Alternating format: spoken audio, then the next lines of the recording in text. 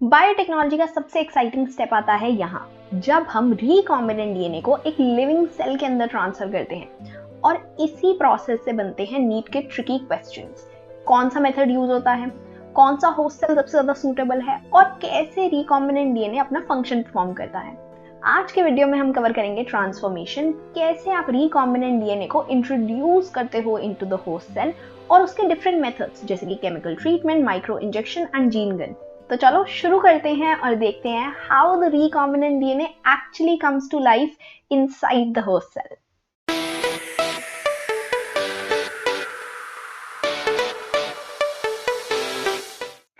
So today we are going to talk about the process of transformation, यानी कि introduction या transfer of our recombinant DNA into the host cell. ठीक है, recombinant DNA क्या है? ये रिकॉम्बिनेंट डीएनए वो है जो हमने पिछली अपनी 4 वीडियोस में बनाया है। कैसे बनाया था? फर्स्ट वीडियो में हमने बात करी थी डीएनए आइसोलेशन किया, हमने अपना जीन ऑफ इंटरेस्ट निकाला और हमने अपना वेक्टर डीएनए सिलेक्ट किया। उसके बाद हमने उसको सेम रिस्ट्रिक्शन एंडोन्यूक्लियस से ट्रीट किया और फ्रैगमेंटेशन कराई। उसके बाद नेक्स्ट वीडियो में हमने बात करी थी जेल इलेक्ट्रोफोरेसिस के बारे में, जब हमने उन डीएनए फ्रैगमेंट्स को सेपरेट किया था on the basis of their size. Next video में हमने बात करी जब हमने उन डीएनए फ्रैगमेंट्स की एम्प्लीफिकेशन यानी कि मल्टीप्लिकेशन कराई और उनकी कुछ बिलियंस कॉपीज बना दी, है ना, by the process of polymerase chain reaction या पीसीआर। उसके बाद हमने लास्ट वीडियो में क्लोनिंग वेक्टर्स के बारे में पढ़ा था, उनकी डिटेल में हमने डिफरेंट क्लोनिंग वेक्टर्स पढ़े और हमने बात करी कि कैसे हम लाइगेट करते हैं, जोड़ते हैं अपना gene of interest with our vector DNA. और जब ये जुड़ जाता है तब ये क्या बनाता है? तब ये बनाता है हमारा रिकॉम्बिनेंट डीएनए। और इसी रिकॉम्बिनेंट डीएनए को आज हम डालना चाहते हैं अपने लिविंग होस्ट सेल के अंदर। क्यों पर? इसलिए बिकॉज रिकॉम्बिनेंट डीएनए जो है वो बाहर, होस्ट सेल के बाहर इन विट्रो जो है कोई काम नहीं कर पाएगा।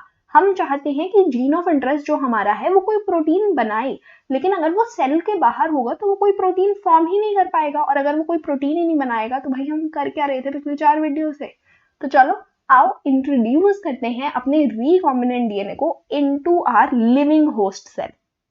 ठीक है, तो इसके कई सारे मेथड हैं और कई सारे अलग अलग सेल्स टाइप में, यानी कि प्लांट सेल है, बैक्टीरियल सेल है, एनिमल सेल है, उसके बेसिस पर अलग अलग तरीके से हमने अलग अलग मेथड्स बनाए हैं एक तुम्हारा रिकॉम्बिनेंट डीएनए डालने के लिए होस्ट सेल के अंदर। ठीक है, तो first method that we are going to talk about is the chemical treatment method, जिसमें हम डाइवेलेंट केटायंस जैसे कि CaCl2, calcium ions divalent cations होते हैं, उनको हम डालते हैं along with heat shock treatment. Heat मतलब बहुत ज्यादा गर्मी एंड हीट शॉक का मतलब होता है बहुत ज्यादा गर्मी और फिर बहुत ज्यादा ठंड और फिर बहुत ज्यादा गर्मी और फिर बहुत ज्यादा ठंड। ठीक है, तो ऐसे कुछ करके हम अपना डीएनए या अपना जीन ऑफ इंटरेस्ट जो है, रिकॉम्बिनेंट डीएनए जो है, इंट्रोड्यूस करने वाले हैं into our living host cell, ताकि हम अपना प्रोटीन बनवा सकें। तो द फर्स्ट मेथड क्या है? First method treatment with divalent cation CaCl2 along with our heat shock treatment। अच्छा, हम सबको पता है कि डीएनए नेगेटिवली चार्ज होता है। हम सबको ये भी पता है कि सेल मेम्ब्रेन किसकी बनी होती है? सेल मेम्ब्रेन बनी होती है लिपिड मॉलिक्यूल्स की, लिपिड बाइलेयर की बनी होती है। और तीसरी चीज जो हमें पता है वो ये है कि डीएनए जो होता है that is hydrophilic molecule. DNA क्या होता है? DNA is hydrophilic. इसका क्या मतलब होता है कि हाइड्रो मतलब पानी, फिलिक मतलब लविंग, तो यानी कि वो पानी से बहुत प्यार करता है, वाटर लविंग होता है। और लिपिड वाटर लविंग होते हैं? लिपिड बिल्कुल भी वाटर लविंग नहीं होते हैं। तो क्या डीएनए खुद से सीधा सेल मेम्ब्रेन को पास कर सकता है? नहीं कर सकता है। It can not cross the cell membrane as it is because DNA is hydrophilic. तो सबसे पहले हमें एक काम करना पड़ता है, हमें अपने बैक्टीरियल सेल को, जो हमारा होस्ट सेल है जैसे कि इकोलाई हो सकता है, उसको हमें कॉम्पिटेंट बनाना पड़ेगा। ठीक है, कॉम्पिटेंट इन अ वे कि आपका जो डीएनए है वो ले भी सके, उसकी सेल मेम्ब्रेन इतनी फ्लेक्सिबल हो जाए कि वो इजीली बाहर का रिकॉम्बिनेंट डीएनए जो है अंदर ले सके। ओके, तो हम क्या कर रहे हैं? अपने बैक्टीरियल सेल को बना रहे हैं competent with our recombinant DNA. Okay इसके लिए हम क्या करते हैं, इसके लिए हम सबसे पहले अपने बैक्टीरियल सेल को डालेंगे एक डाईवैलेंट कैटायन वाले सॉल्यूशन में, जैसे कि ClCl2 में डाल दिया। इससे एफिशिएंसी बढ़ जाती है आपकी ट्रांसफॉर्मेशन की। जब आप हीट शॉक ट्रीटमेंट कराओगे, उसकी एफिशिएंसी बढ़ाने के लिए आप क्या करते हो, उसको पहले डाईवैलेंट कैटायन से ट्रीट करते हो। ठीक है, नेक्स्ट स्टेप में आप क्या करोगे, अपने रिकॉम्बिनेंट डीएनए को आप बैक्टीरिया के साथ एक जगह इंक्यूबेट कर दोगे। लेकिन क्या करोगे, सबसे पहले आप उसको रखोगे आइस पे। Ice is like 0 degree Celsius, है ना। उसके थोड़ी देर बाद, मतलब फॉर फ्यू सेकेंड्स, 30 सेकेंड्स और 1 मिनट, उतने में ही आप उसको आइस पे रखोगे। और उसके बाद for 30 seconds you will keep it at 42 degree Celsius to give the heat shock, कि एकदम से इतना ठंडा और फिर एकदम से इतना गर्म, फिर एकदम से इतना ठंडा और फिर एकदम से इतना गर्म, and you will keep doing it for 2 to 3 minutes. जब आप ऐसे करते हो तो आपकी सेल मेम्ब्रेन जो है वो फ्लेक्सिबल हो जाती है। बिकॉज इट बिकम्स फ्लेक्सिबल, तो आपका रिकॉम्बिनेंट डीएनए जो है इजी हो जाता है उसके लिए सेल मेम्ब्रेन के थ्रू एंटर करना, even though it is hydrophilic. Okay, so one of the method तो ये हो गया बैक्टीरियल सेल को लेके। अगर बैक्टीरियल सेल हमारा होस्ट सेल है तो हम डाईवैलेंट कैटायन के साथ ट्रीट करके हीट शॉक ट्रीटमेंट दे सकते हैं। नेक्स्ट मेथड जो हमारा आता है that is only for animal cell, which is micro injection. Micro injection जो है वो हम ART में भी यूज करते हैं, which is assisted reproductive technologies. अगर किसी ने रिप्रोडक्टिव हेल्थ चैप्टर पढ़ लिया है तो उसको ये वाली बात पता होगी। ICSI नाम की एक ट्रीटमेंट होती है जिसमें हम स्पर्म को डायरेक्टली इंजेक्ट करते हैं in the egg nucleus. Intracytoplasmic sperm injection बोलते हैं हम उसको। वैसे ही आप अपने रिकॉम्बिनेंट डीएनए को भी एनिमल सेल के न्यूक्लियस में डायरेक्टली कर सकते हो, जैसे कि यहाँ पर आपको फिगर में भी देखने को मिल रहा है। ये आपका इंजेक्शन है जिसके अंदर आपने, सिरिंज है जिसके अंदर आपने अपना रिकॉम्बिनेंट डीएनए डाला है, and this is the nucleus of your animal cell.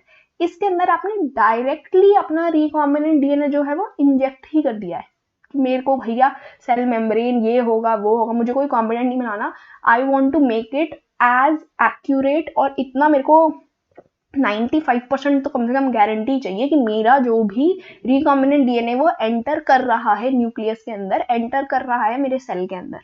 ठीक है, तो ट्रांसफॉर्मेशन के ऑब्वियसली चांसेस बहुत ज्यादा है क्योंकि आप डायरेक्टली उसको कर रहे हो।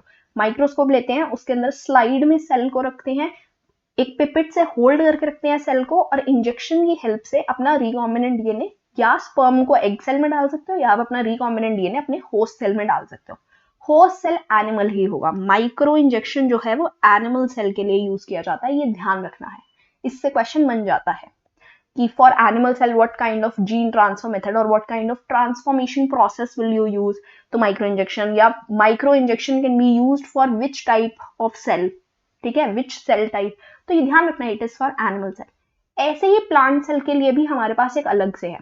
प्लांट सेल के लिए सिर्फ और सिर्फ प्लांट सेल के लिए हम यूज करते हैं बायोलिस्टिक्स या जीन गन या माइक्रो प्रोजेक्टाइल बम्बार्डमेंट। ठीक है, इसमें एक्चुअली क्या लेते हैं, एक गन जैसा ही हमने एक इंस्ट्रूमेंट बना लिया है, उसके अंदर हम डालते हैं माइक्रो पार्टिकल्स ऑफ गोल्ड या टंगस्टन, और उसके ऊपर कोटेड होगा तुम्हारा RDNA, जैसे तुम्हें यहाँ पर देखने को मिल रहा है। एक सर्कल सा बना हुआ है, that can be gold, pink colour का जो सर्कल बना हुआ है दैट कैन बी गोल्ड और टंगस्टन, और उसके ऊपर जो ब्लू कलर का है that is your recombinant DNA. इसको आप गन, जैसे गन से शूट करते हैं हम तो बुलेट निकलती है, ऐसे ही इसके अंदर से आपको ये गोल्ड या टंगस्टन के पार्टिकल्स निकलेंगे जिनके ऊपर रिकॉम्बिनेंट डीएनए है, और ये सीधा सेल के अंदर चला जाता है। तो this is one of a very good method, because high velocity से आप अपने माइक्रो पार्टिकल्स को बम्बार्ड कर रहे हो, literally you are shooting them inside the plant cell, because plant cell के पास बाहर सेल वॉल भी है, फिर सेल मेम्ब्रेन है, तो it's difficult for the recombinant DNA to enter this cell. तो इसलिए हमने क्या चूज कर लिया इसके लिए, बायोलिस्टिक्स, जीन गन, या हम इसको माइक्रो प्रोजेक्टाइल बम्बार्डमेंट भी बोलते हैं। तीनों नाम याद रखने हैं, तीनों नाम के साथ क्वेश्चन आ जाता है। ठीक है, किसके लिए यूज कर रहे हैं, प्लांट सेल के लिए, ये भी ध्यान रखना है। एनिमल सेल के लिए माइक्रो इंजेक्शन, प्लांट सेल के लिए जीन गन या बायोलिस्टिक्स micro projectile bombardment. Next method जो हमारा आता है दैट इज इलेक्ट्रोपोरेशन। इलेक्ट्रोपोरेशन का क्या मतलब है, इलेक्ट्रो मतलब इलेक्ट्रिक फील्ड, पोरेशन मतलब पोर्स क्रिएट करना।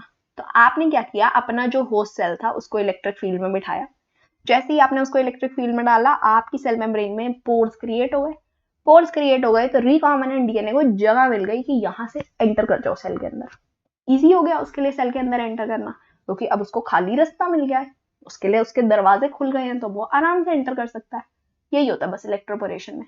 रिकॉम्बिनेंट डीएनए है, उसको आपने आसपास डाल दिया सेल के, सेल को उस पूरे को आपने डाल दिया इलेक्ट्रिक फील्ड में। जैसे ही सेल मेम्ब्रेन के अंदर पोर्स बनेंगे because of the electric field, वैसे ही आपका सेल जो है वो अंदर सॉरी रिकॉम्बिनेंट डीएनए जो है वो होस्ट सेल के अंदर चला जाएगा, और जैसे ही आप इलेक्ट्रिक फील्ड से बाहर निकालोगे उसको, वैसे ही आपका सेल मेम्ब्रेन जो है वो हील हो जाएगी। पोर्स जो है वो बाकी सारे वापस चल जाते हैं, कोई पोर्स नहीं रहते हैं उसके बाद। एंड ऐसे नहीं आप इलेक्ट्रिक फील्ड में पड़े ही रहने देते हो, यू गिव शॉर्ट पल्सेस, ठीक है, 1 सेकंड के लिए दिया, 2 सेकंड के लिए दिया इलेक्ट्रिक पल्स, उसके बाद निकाल दिया, फिर छोड़ दिया, ऐसे 2 to 3 seconds you give the electric pulse for very short pulses of electric field, ठीक है। The last method which you can also use for animal cell or you can use for plant cell is your disarmed pathogen vector, ठीक है। Disarmed pathogen vector में आप क्या कर रहे हो, जो हमने क्लोनिंग वेक्टर के बारे में जब हमने बात करी थी, तब हमने एग्रोबैक्टीरियम ट्यूमिफिसेंस के बारे में ये बात करी थी कि एग्रोबैक्टीरियम जो होता है उसके अंदर होता है एक टीआई प्लाज्मिड जिसमें होता है टीडीएनए, है ना। उस टीडीएनए के अंदर कैपेबिलिटी होती है कि वो ट्यूमर इंड्यूस कर सकता है, बिल्कुल कर सकता है।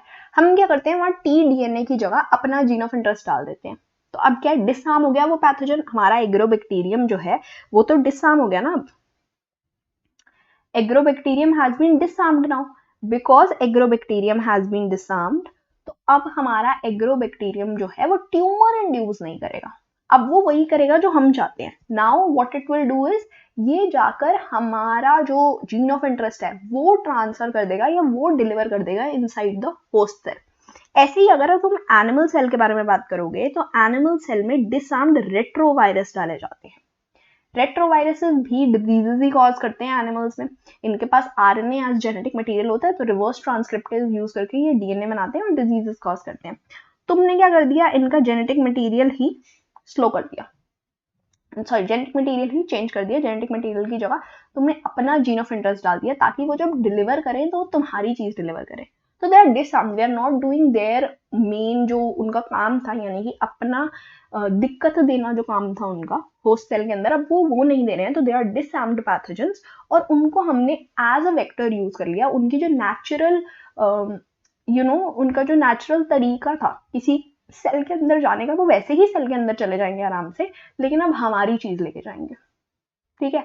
तो तुमने एक 32 निशाने, तुमने अपना डिजीज भी हटा दी और तुमने अपना जीन ऑफ इंटरेस्ट भी डाल दिया।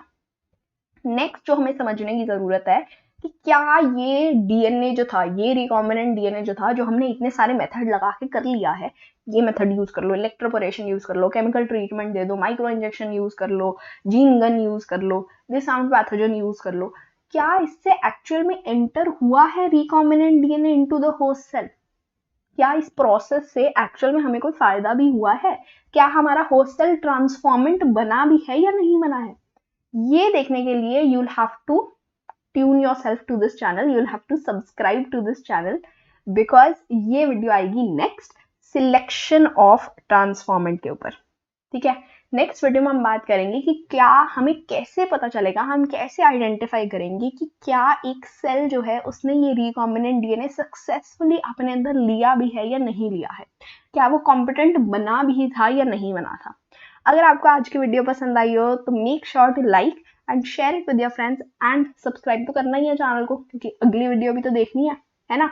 और जिसने इससे पिछली नहीं देखी थी वो भी देख लो, ताकि तुम्हारे सारे स्टेप्स ऑफ बायोटेक्नोलॉजी जो हैं वो पूरी तरीके से क्लियर हो जाएं, ताकि तुम 100% स्कोर कर सको इन योर नीट 2026 एग्जाम। क्योंकि बायो में तो कम से कम 360 में से 350 लाओ ही ना, 350 इज तो बेयर मिनिमम बायो में अब, है ना।